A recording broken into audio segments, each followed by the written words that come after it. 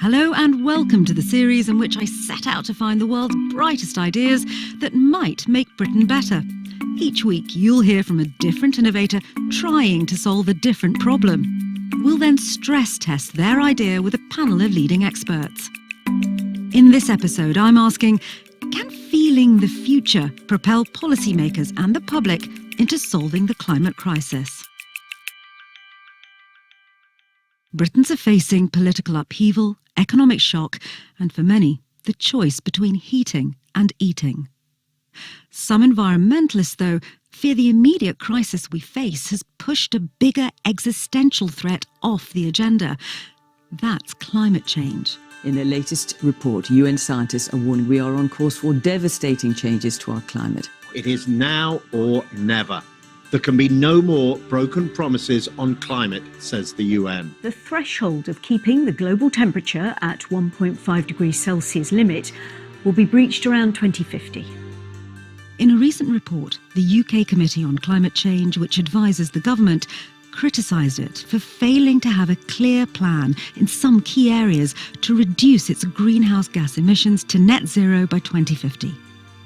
The government says it's working on a sustainable strategy that takes account of other priorities, but green activists say there's no time to wait. So we're starting our new series of positive thinking with one possible solution to reinvigorate the climate debate. Meet our innovator. Feelings are hard to measure, but often have the deepest impact. Anab Jain is the co-founder and director of Superflux, a creative studio that makes art installations and films that tackle big policy problems, especially climate change. Her aim? To give decision makers and the public a visceral experience of what the future could be like if they don't act now. I went to meet Anab at her studio in London and started by asking her what the problem is she's trying to fix. When you start imagining the future, some strange things happen. It's very difficult cognitively for us to take ourselves from where we are right now and put ourselves in a future where the world is very different, which it will be. So, in some ways, there is a sort of an evolutionary asymmetry where we have not really figured out how to take these leaps of imagination. And that's what we are doing. We are enabling people to what you might call pre-experience the future. By pre-experiencing the future, those embodied experiences become part of people's memories. You describe yourself as somebody who visits the future for a living. And I wonder how much your upbringing in Gujarat, in India, and what you've described as the inequality you saw there has led you to this point where you spend your time visiting the future.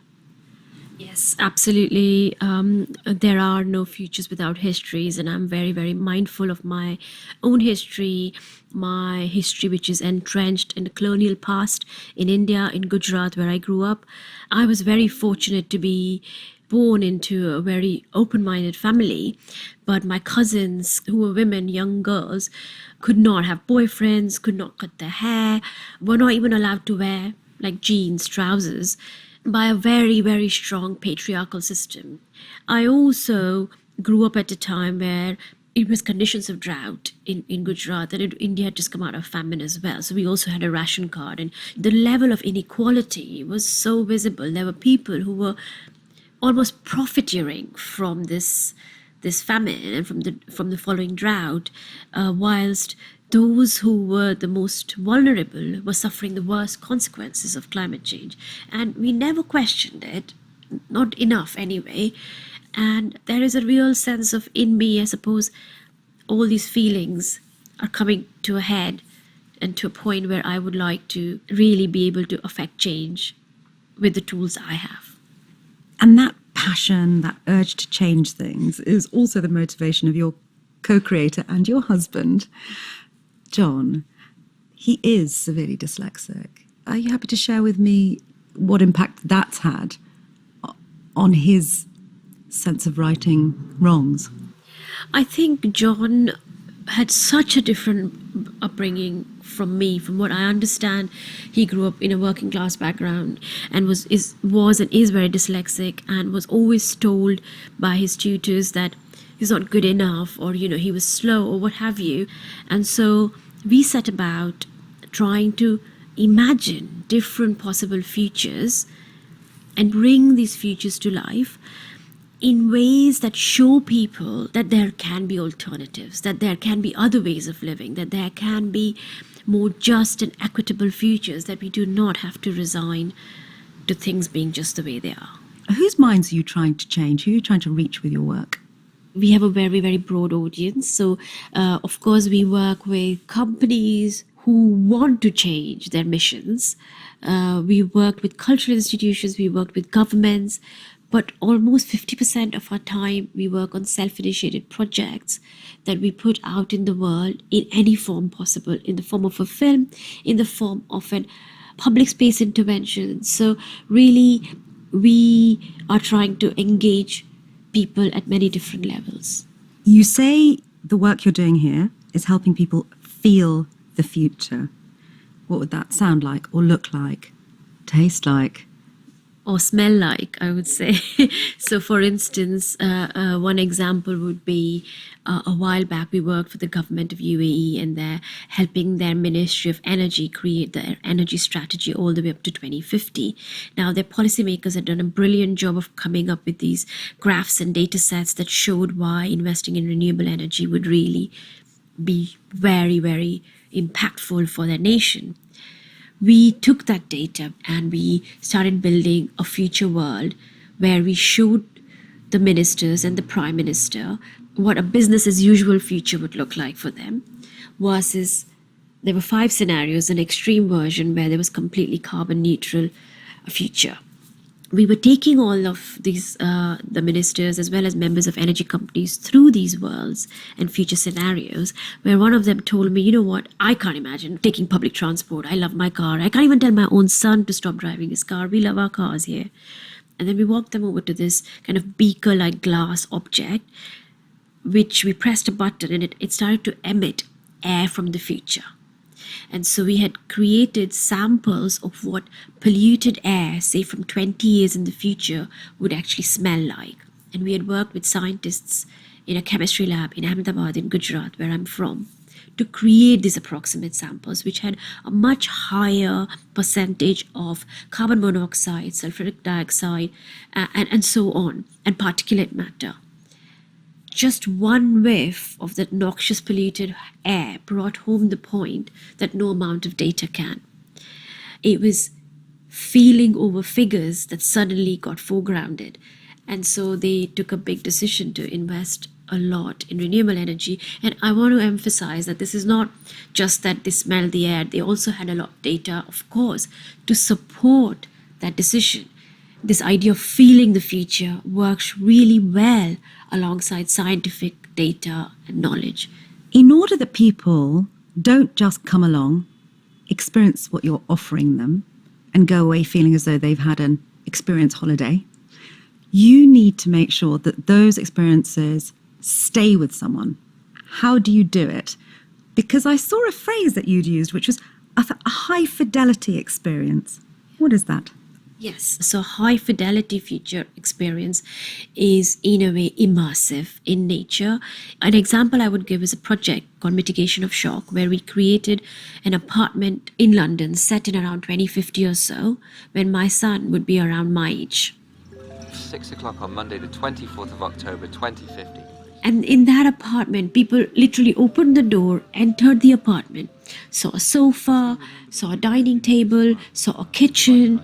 There's a radio show that is playing that is talking about extreme weather events. For the 3rd year running, crops across Central Europe have failed. And turned around the corner and saw that the majority of the space which should have been used for relaxation was given up for food growing. There were fully working food computers that we had invented from scratch. They were actually growing food in that apartment. Then if we looked around further, they found there were all sorts of like recipe books, like how to cook in scarcity. There was also a cookbook called Pets as Protein. It's been a hard lesson, but I think we've all made peace with this now. I just wish we could have learnt it a little sooner. It showed them that we today have the tools and technologies to start becoming more self-sufficient and more ecologically regenerative. So in a sense, it was a future where we were really calling for change. The future can be highly unpredictable. So how do you create models that are accurate and aren't, for example, catastrophizing or undershooting a bad case scenario? Absolutely. We are taking data, we are looking at multiple data sets, we are talking to lots of experts and scientists. We are very clear that what we are trying to do, we are not trying to say we're going to be accurate. What we are doing is opening up people's imaginations to possibility. We are only saying, if we think climate change could become a big part of the Western world's reality, what would domestic life look and feel like? What we are doing is showing people possibilities that we could start actually actioning today. You don't just create experiences that place people in a future of doom and gloom. You also create positive experiences, don't you? Tell me about those. When things are getting as bad as they are right now, we felt a sort of desire to show beacons of hope, if you like. So recent project we did was a world where we imagined humans are dining together with other species. So we created this banquet, and there are 3 seats for humans and seats for other species like a boar and a snake and a mushroom and a pigeon and a rat. So even species we currently considered as pests or vermin. What we are trying to get people to consider is, what does it mean to give other species a seat at the table? What does it mean if we start caring for other species in the way that we care for each other as humans? And I think it's only from that place of love and care will change happen. So, Anab Jain passionately believes that experiencing the future through her filmmaking and public installations will propel decision makers and the public here in Britain into meaningful action that will solve the climate crisis. But is she right? To help me figure that out, I'm joined by Tom Burke, the chairman and founding director of the think tank E3G, Third Generation Environmentalism. He's one of Britain's best respected environmental advocates, having worked with both governments and private enterprise over many decades.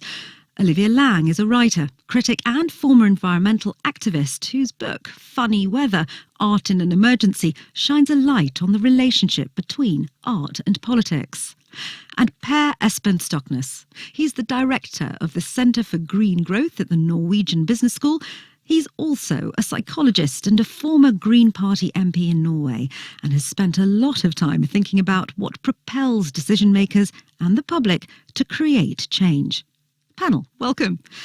Let's get stuck in, I think, with the first of Anab's assertions, that we can't safeguard a future that we can't imagine, and that data about climate change only gets us so far.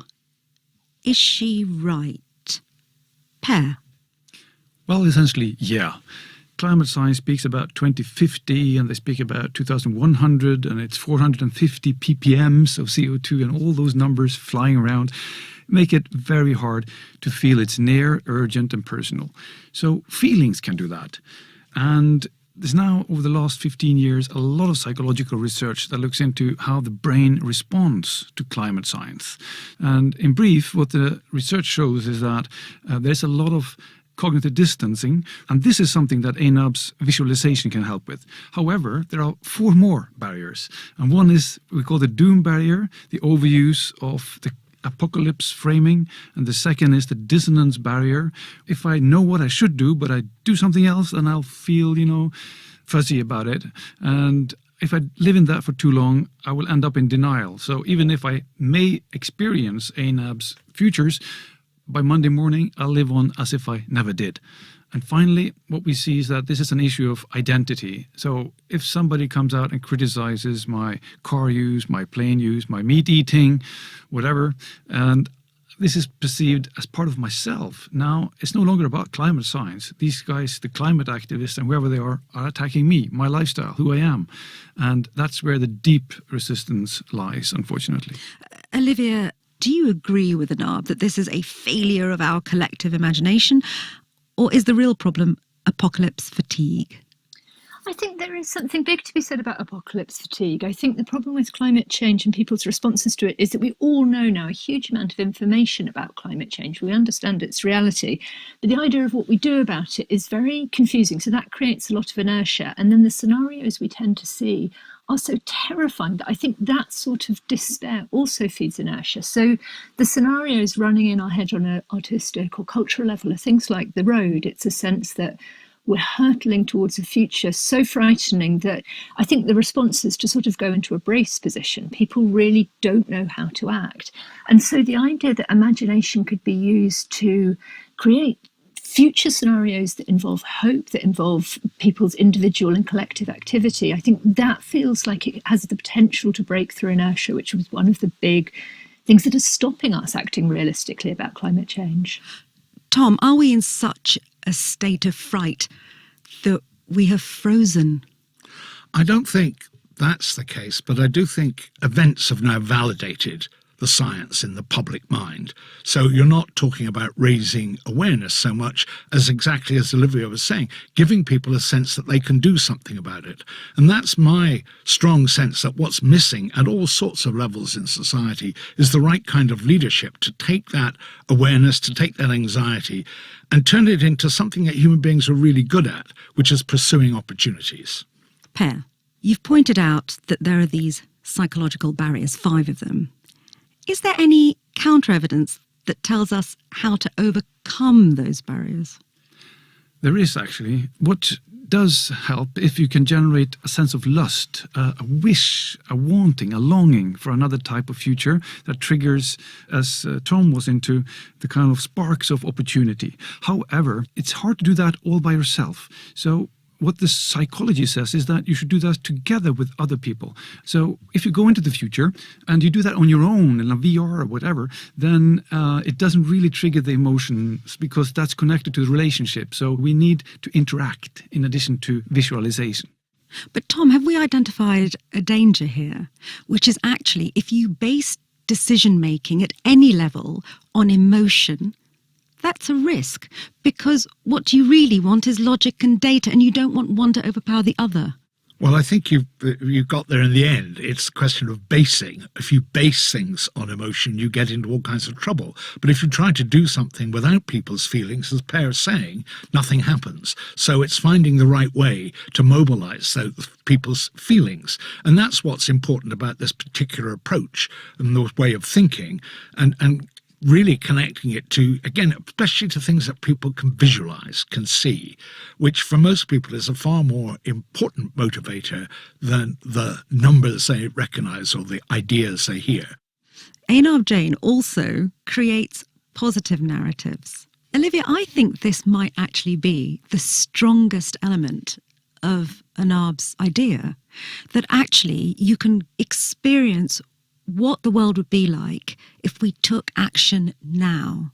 I think that's true. I think what really came across from her work for me, both as a practicing artist and as somebody who's had a history of environmental activism, is it really foregrounds resilience, creativity, cooperation, people inventing things and coming up with canny ways of solving problems. And that felt like a future you could step inside, a future you could imagine yourself inside, and a future that you could potentially be happy inside. I think the idea that we are heading towards this dire future in which no one will be happy again, it is very detrimental to action. And the sense that it's somewhere that we can imagine ourselves living, but also thriving, that feels to me really powerful. That's a future we can invest in, and therefore that's a future we will struggle to preserve. Per, can I pick up another really fascinating aspect of what Einarv says, which is that if we create memories about an issue, that impacts the decisions we make. That's spot on, and the key idea is there that we have memories of the future. So you, for instance, Sangeeta, probably have some ideas already of what you're going to do when the weekend arrives. So you have memories already there, and then you act according to those memories. So they have actually a good predictive value for what you're actually going to do, because we are habitual creatures. And if we have planned doing this, and we usually do that, then it goes more or less automatic. But I want to get back a little bit about this feeling, because in addition to the memories, if we play, as climate activists have done and scientists, on primarily fear, guilt, and that you have to sacrifice, and there's despair and there's anger. What we're doing is eventually over-exploiting our capacity for empathy. And if we rather do work with all the fantastic opportunities we now have for making a much smarter society, creating something that is more nature positive together, that will be motivating on a much fuller sense than those more the negative side, the fear, guilt and the sacrifice. I want to dig down now into the real politique within which Anab Jain's idea exists. Tom, you've been a special advisor to 3 Secretaries of State for the Environment, Michael Heseltine, Michael Howard and John Gummer. Anab says she has had some success in the United Arab Emirates with her toxic vial of future air. In the UK context, a representative democracy where there is not a straight line between a ruler and implementing policy. Could her idea have any degree of influence over decision makers? I think all ideas have some sort of influence over decision makers, but whether they turn into outcomes that make a difference in the world, I think that's a much more intricate, complex and difficult transition. In a lot of ways, our politicians have become far less representative than they used to be. They're much more like a marketing group that offer you sets of policies, if you like, that they think voters will find attractive. And so I think it's quite important to start thinking about how do you get the political processes to translate those policy ideas into outcomes. And there's a key word that's come up several times in the conversation about it's things you do together. And one of the things we really do together is vote. Per? Well, I spent a number of years in politics, and we have this kind of naive idea in Western societies that politicians lead. Unfortunately, that's not the case. They are very good at sniffing out where is the next wave coming and then positioning themselves just behind the wave. And that is the nature of the politics game. So if Anab's visualizations can start to get that wave going by building bottom-up support, and 5 million people want to run that simulation and visualize the future, and maybe even speak with a politician avatar inside that, then they would love to support it. Okay, so we've talked about public policy and politicians. I'd like, Tom, to turn to those vested interests that sit behind closed doors around directors' tables, specifically vested interests within the fossil fuel industry. They are still incredibly powerful. You've been an environmental policy advisor to BP and the mining company Rio Tinto. Could an art installation, however immersive, however visceral, make a board of directors with an eye on profits change direction? I don't think that's how it would work. Actually, the thing that probably influences boards of directors most, 2 things. One, if they're in a public-facing business like the airlines, for instance, something with customers, what their customers care about, they care about. In businesses like BP or Rio Tinto, actually, interestingly, it's what their own staff think that is enormously important to those companies, because they basically run not just on capital but also on talent. And what we've seen over the last 20 years really as ESG investing has grown, just how important it is to recruit talent into those companies to be on the right side of a lot of these issues. Olivia, is there a really good example of where art and storytelling have combined to change the direction of either culture or public policy? I have 2, actually. I think Paul Orego's abortion series is really interesting. Paul Orego, the artist who just died this year, after the unsuccessful referendum in Portugal in 1998, made an extraordinarily harrowing series that was about the realities of backstreet abortion. So she wasn't envisaging some dystopian future. She was just showing the reality of what that law meant. And those were run in a newspaper in 2007, just before the second referendum. And they're credited with making a huge difference in terms of abortion then becoming legal. And then my second example would be ACT UP, the AIDS activist group in 1980s and 1990s New York. They spread around the world, so they were also in France, in England, and they used art and very visual and dramatic imagery as a way of advocating for people with AIDS, both in the popular opinion and with governments directly, with the Food and Drug Administration, very targeted, advertising-based slogans that really cut through and made an argument, made their presence visible, and made a case publicly. So I think, sometimes we think art is this sort of dreamy, nebulous thing, but I think it can also be harnessed very clearly for political change. Tom? I think the particular contribution art can make is to throw a loop around the future and bring it into the present in all those different forms that arts of all kinds can do. What's really significant for me about climate change is it's a giant opera solving this problem, and there are an enormous number of parts on the stage, and nobody's written the libretto. We've all got a part to play. So, we could talk for ages, but we can't, because our time is now at an end. So it leaves me only one question to ask you all. Do you believe that Ainab Jain's experiencing the future through her filmmaking and public installations is the solution to propelling decision makers and the public into meaningful action when it comes to climate change? Per? I think Ainab's solutions is a contribution when it comes to the 5 main solutions on climate psychology. She really addresses the supportive framings and the storytelling part. But we also need to see our co-workers, our colleagues, my friends, my family do something, because I see if my neighbor got a solar panel on the roof, then I will want one too. In addition, if it's too complicated, it's impossible to charge your electric car, you just won't do it. So it has to be simple. And also you need to give people feedback in order to reinforce that action to become a habit. So these 5, social, supportive, simple, signals and storytelling together make it. And Ainab's art is very helpful for 2 out of the 5. Tom? I think it's part of the solution. I don't think it's the solution. I think the 5 most powerful words in any language are, can you help me with? And I think that's the bit you've got to mobilize if you want to solve this problem. And that's at all levels and all different actors around the world. If people are asked to help solve the problem, their reflex is to say yes.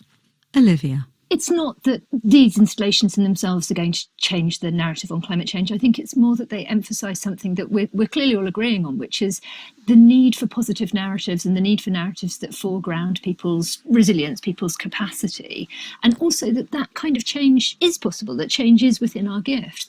We saw in the pandemic, people can change overnight in their behaviours.